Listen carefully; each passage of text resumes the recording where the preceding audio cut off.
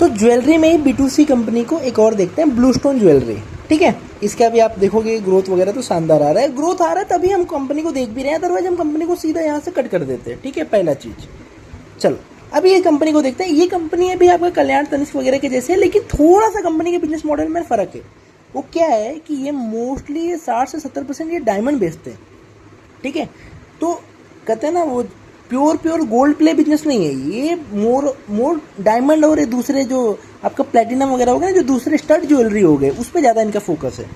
और ये omni channel पे बिजनेस करते हैं। ऑमनी चैनल मतलब क्या हो गया, आपका रिटेल भी हो गया, आप ऑनलाइन भी बेचते हैं। ठीक है, तो ये इसकी वजह से इसका बिजनेस मॉडल थोड़ा सा यूनिक बनता है।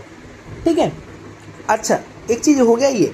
और दूसरा इसमें क्या बोलने वाली बात है ना, जैसे टाइटन, कल्याण वगैरह क्या होते हैं ना, वो आपका स्काई गोल्ड और उत्सव वगैरह से गोल्ड खरीदते हैं फिर बेचते हैं। ठीक है, मतलब दूसरे प्लेयर से गोल्ड खरीदते हैं और फिर बेचते हैं।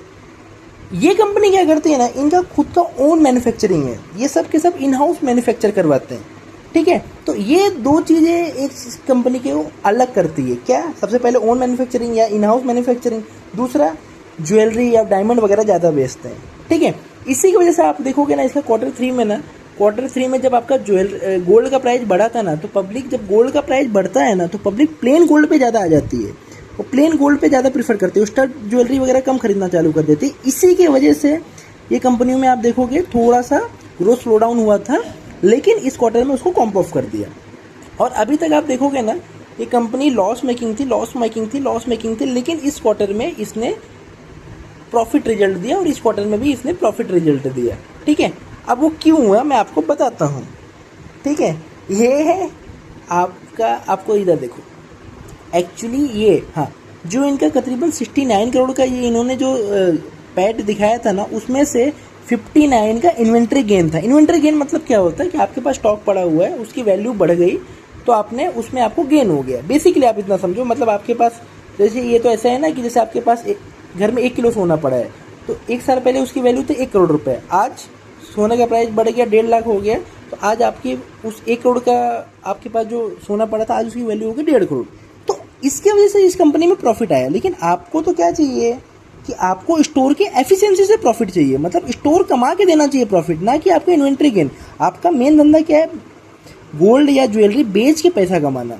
ठीक है, आपका ये थोड़ी है उसको मैं होल्ड करूँ, उससे प्राइस बढ़ गया, कल को प्राइस गिर गया तो आप क्या लॉस दिखाओगे। इसी की वजह से इनका मेन बिजनेस क्या होता है, इनका मार्जिन, कहते हैं ना स्टड रेशियो में खेलना, इनका जो कहते हैं ना आपको मजूरी पे इनका पैसा कमाना होता है।